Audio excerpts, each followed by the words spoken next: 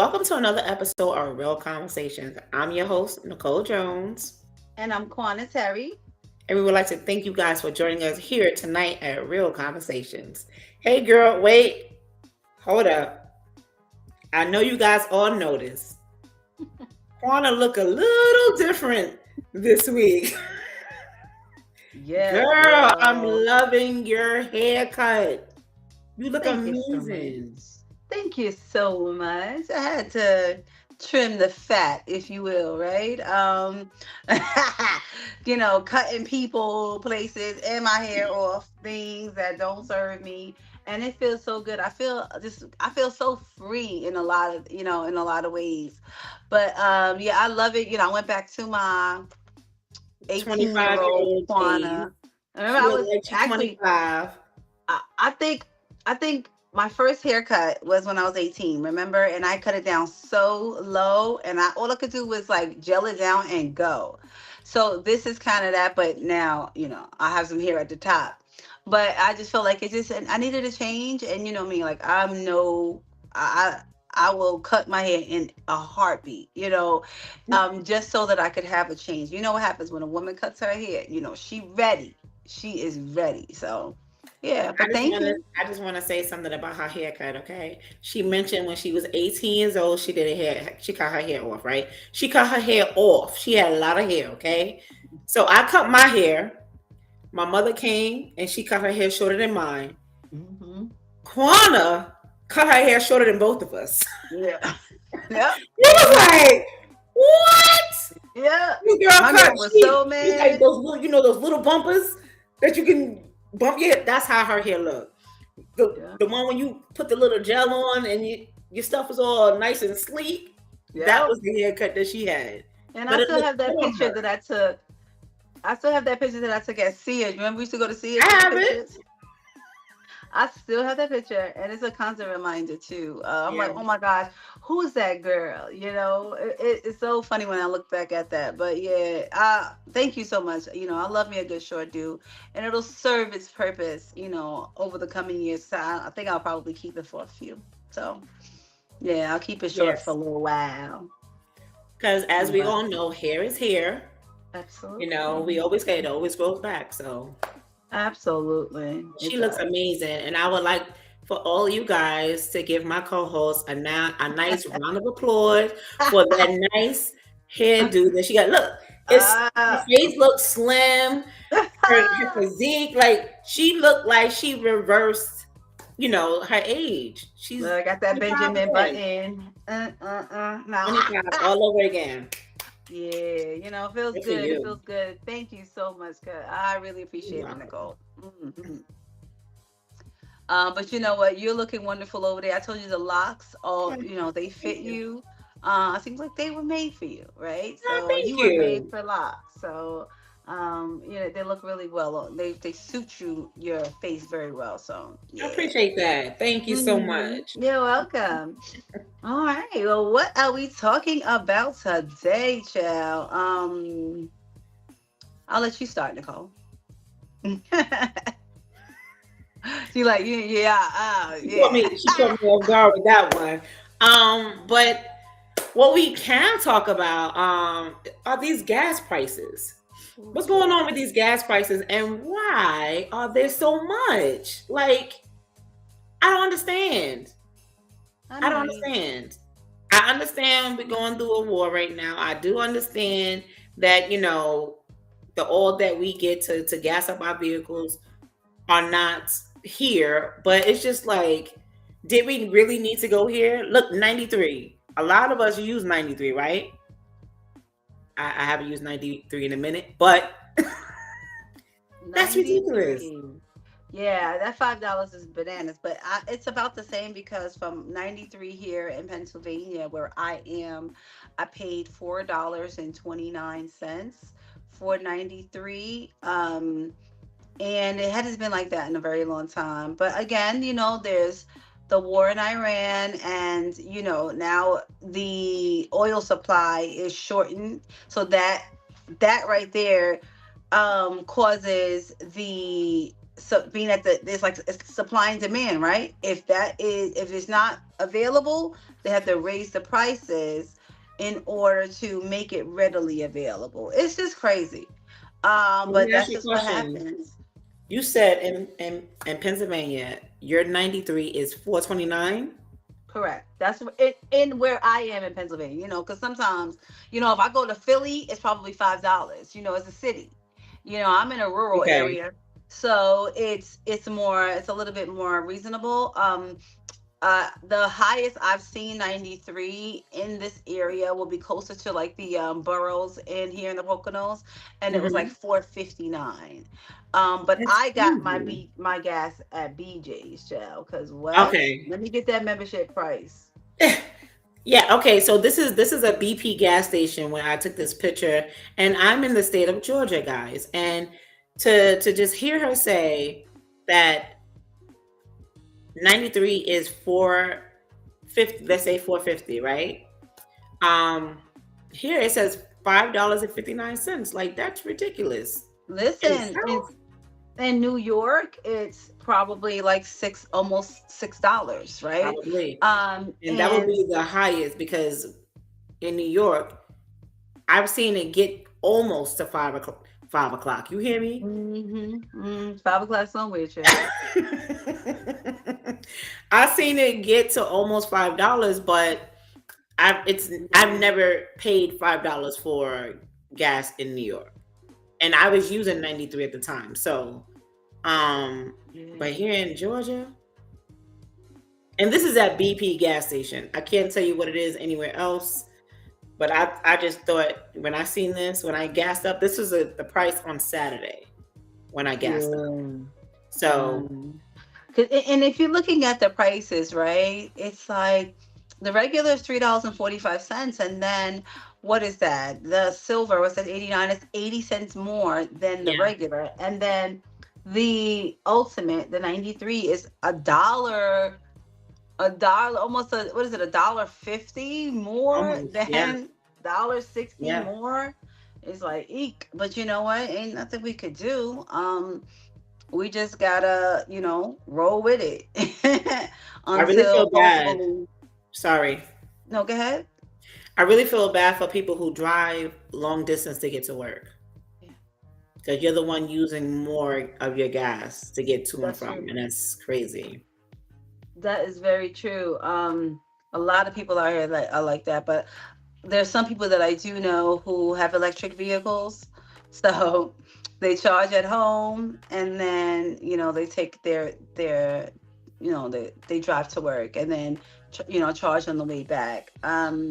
My friend just recently purchased a Tesla, and he's Mm. like, listen, he tried to sell me on that thing. You would benefit from this because you don't go anywhere. I said, don't come for me. Okay. I Someone do said go that to me places. about the Tesla. Talk about um, in regards to because the Tesla has cameras all around the car. yeah, So I mean, yeah, yeah. Um, yeah, that would have been good for you for your situation that happened yeah. a couple weeks ago. But yeah, I mean, it's gonna be what it is. I still prefer a gas vehicle over an electric vehicle, Me hands too. down.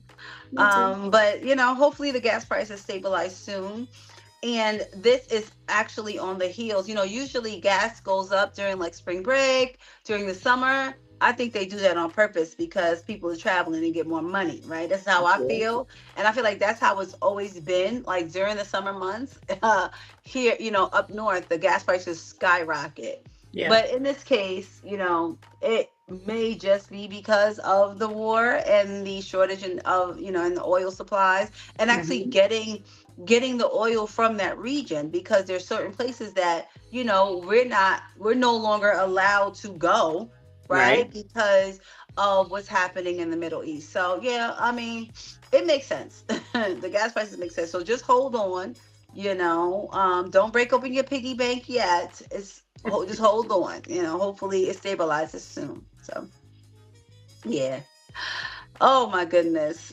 So child, it's a lot going on out here in these streets, but um Spring has sprung. Happy New Year to those who know. Who know. Happy New Year. Spring has sprung. And in my case, the bears are out. And that means lock down your garbage, hide your kids, hide your wife, okay? I can't I can't take it. You know, they're always in my trash. And I have been doing really good over recent years, not having the bears rummage through my trash, Mhm. excuse me, because I bring it out in the morning. But there are a few times where me, it's just me. I've missed the trash and they come dumb early. And that's a New York thing, my bad. They come dumb early. Or we say we come mad early. Matter. They come really, let me just come on, Kwana, get it right. They come very early in the morning. And sometimes I oversleep and then I'm running up the driveway with my trash like Bow Wow in roll bounds, okay? And and it's so funny because one time I was running up and the garbage man waved at me, sir. And he waved, but then he No, was he like, wrong. he waved and was like this, and I was like, okay, so I know that means, because he was already almost past my house. Mhm. He was past my house, and there's no other house until like the corner. Right. So he did like this, he did like this because he goes and he comes around and goes to the other side. So I had to Okay. bring my trash to the other side, and one morning I was missing it so frequently, and he was like, I knew you were gonna come out. And he was like, I knew you were gonna come out and because you missing the trash. I was like, oh my gosh. I said, I cannot. I said, what's going on? So it's like a running joke for him and I when he sees me running up the driveway, and he just be like, and I'll go across the street. It's the funniest thing. But girl, the bears, like they have no respect for your trash. And you wake up, I try not to put it out at night because that's when they come out, right? So Mhm. I try to put it out in the morning, but because I've had a few instances where you wake up in the morning, trash everywhere. Now you got to clean up the trash, and then you've also missed the garbage people because they can't pick up the trash. The trash is on the ground, right? So now it's just a lot. So guys, if you have bears in your neighborhood, put some bleach, put some ammonia, pine, something like that around the trash. Put it all over to kind of so they won't smell the trash. As it's sitting out overnight. But the summertime is the worst time. Oh my gosh. Got And my Nicole, church finger up. Nicole. I just gotta say something about the bears near Quana's house. Okay. So I was dropping my daughter off at school, and the first stop I'm going to make on the way back to New York is Quana's house. So she made sure, to make sure everything was exactly the way it's supposed to be for me. But how am I going to get from my car to her front door Oh with my no god. floodlights? I'm like, where the lights? Where the lights at? I was not trying to get out of my car, not knowing if there was a bear present. So I'm like, oh my goodness. And Quana and her girls was not even trying to answer the phone for me, okay? And in their We were defense, not. it was like around like 3 something in the morning when I arrived. I was gonna say we were not. But I gave up. I jumped out, put my trunk open, got my bag, closed that sucker, and ran to her front door. I was like, please, God, please let there not be no bears. And it's not as scary as you would think, but those people who live in the city, they have anxiety, child, when it comes to coming up here. And especially since there are no street lights or anything like that, it's even more so scary.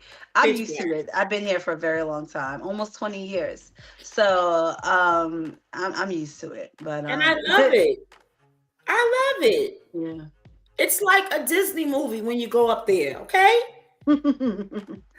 Yeah, I love it. But child, it can be a little bit much, especially in the winter time. But I love it nonetheless. Nicole, you made it in the house. That's all that matters. But did you die though? No. I didn't. You didn't. So you made it. You were good anyway. All right. So, oh my goodness. So, talk about anxiety. Let's talk about it. Talking about our relationship anxiety. Nicole, segue into that for us.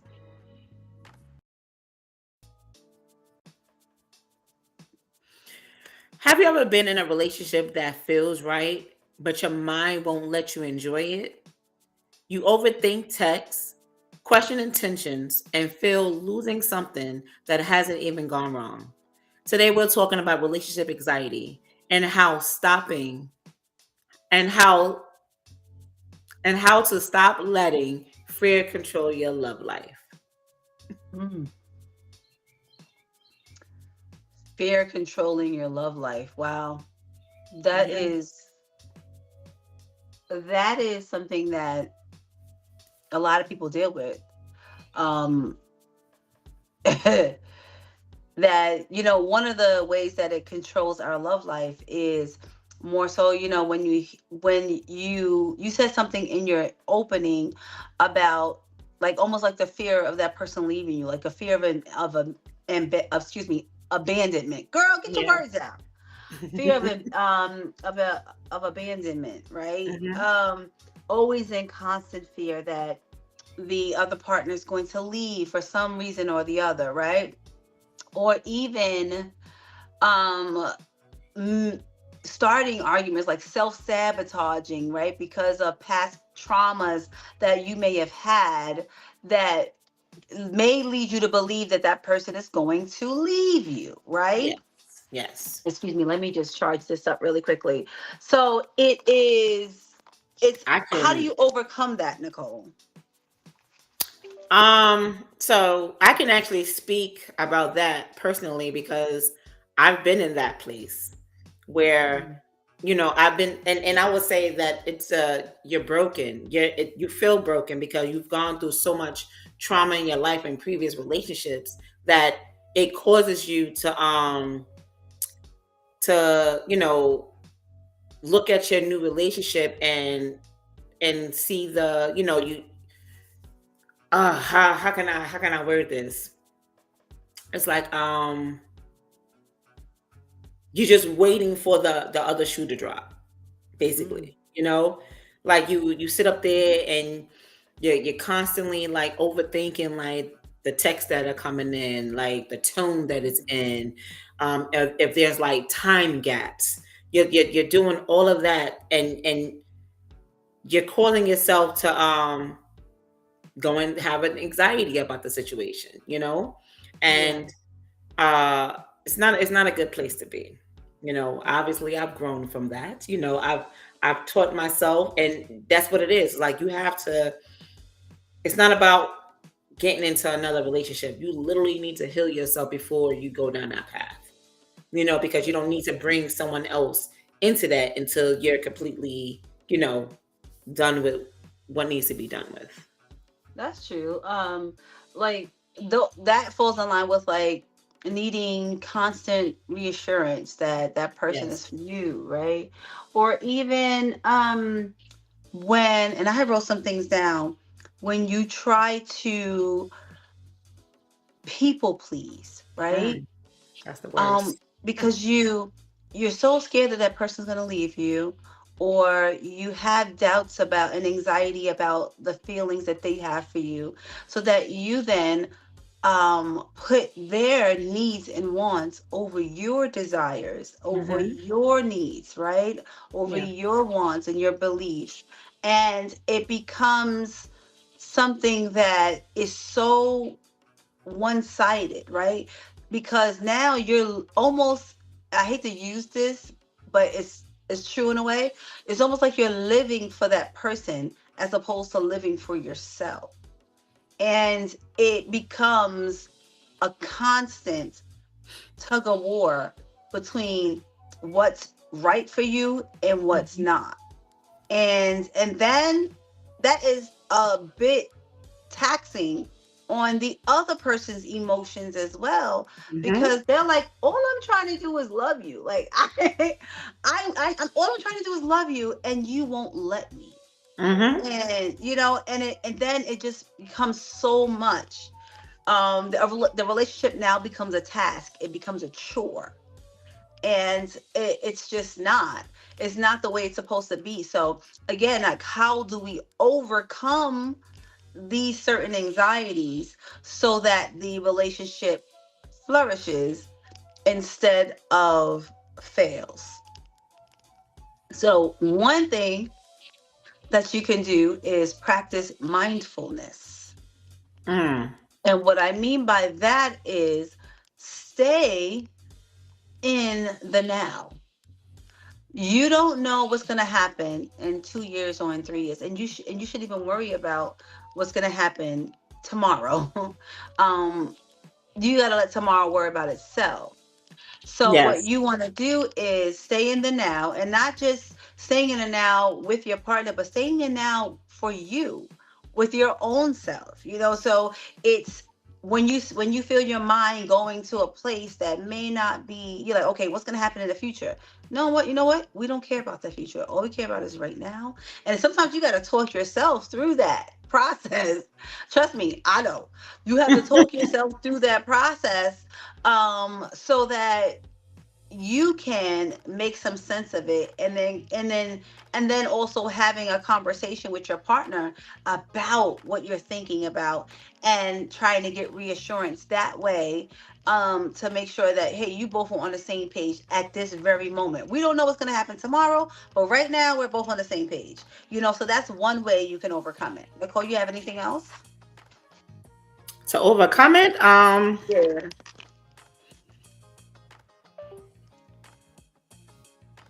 you actually hit it on the nail. You can before reacting to something that you hear, like, pause for a second. Uh, so that way, you whatever however you're gonna react to when you react to something, when you're communicating with your partner, you need to be able to actually hear what they actually said, not what you Right. not partially. You know what I mean? Like, people always listen to respond. You got to listen to what's actually being said.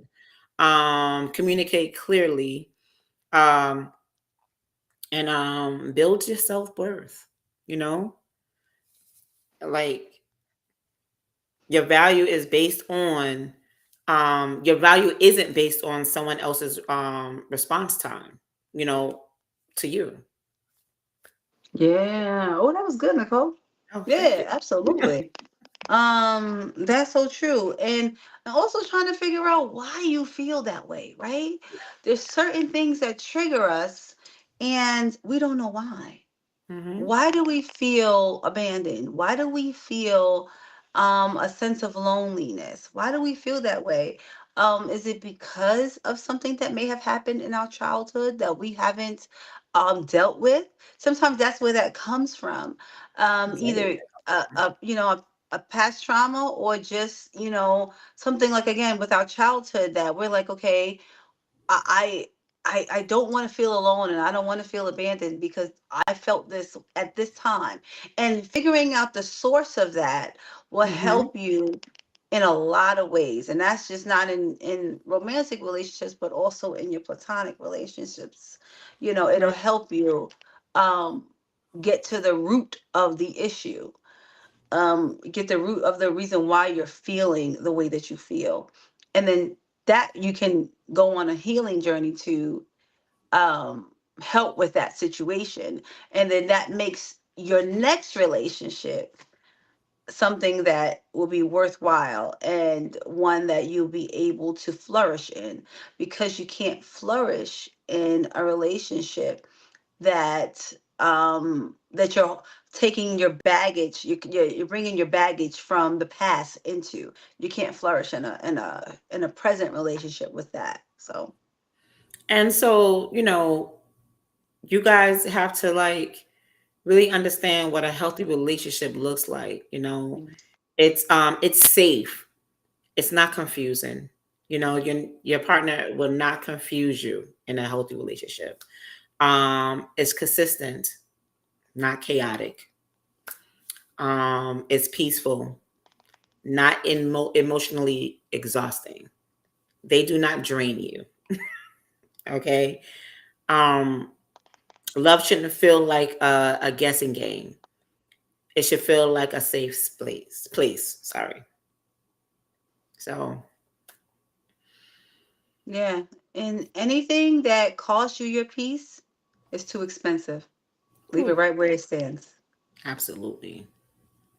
So I hope that we have given you some tips on how to overcome anxiety, relationship anxiety. Nicole, do you have anything else that you can add to this?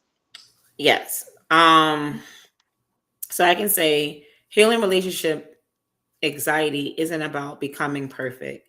It's about becoming aware. The right person won't feed your anxiety, but it is your job to not let it control you.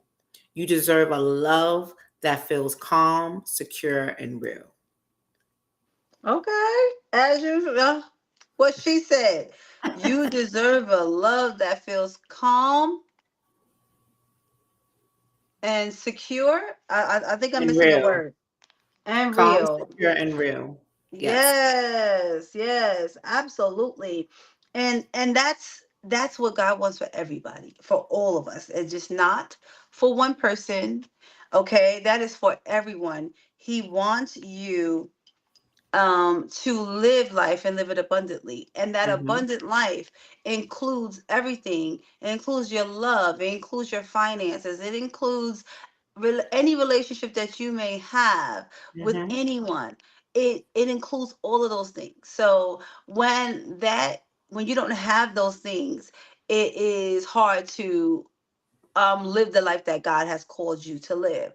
So make sure you're working on yourself. Again, identifying the triggers that cause the anxiety, work on those. Especially if you're honest with yourself, you will pick up different triggers or different moments in your lives where there was an issue, where you felt away, and then work through that, and then try to continue to work through it so that your next relationship can flourish and be Hmm. the relationship that God wants you to be in. So that is the first step in diffusing the anxiety. The other thing is being honest with yourself, because yes, we want love. Yes, we want relationships to work, but sometimes there's some relationships that are just not meant for us. And we have to be okay with severing the ties with those people and those things that do not serve us any longer. So being honest with yourself and realizing that certain people just don't work for you. And that's okay. God will send someone else in that will be your yin to your yang, your Ruth to your Boaz, all that, your Boaz to your Ruth, whatever it is. He will send someone in just for you, because they're people that are just made just for us. So, That yeah. part. Yeah. So we hope that you enjoyed today's show. We hope that we provided you with some additional tips and tricks that you can utilize to flourish in your relationships and overcome relationship anxiety.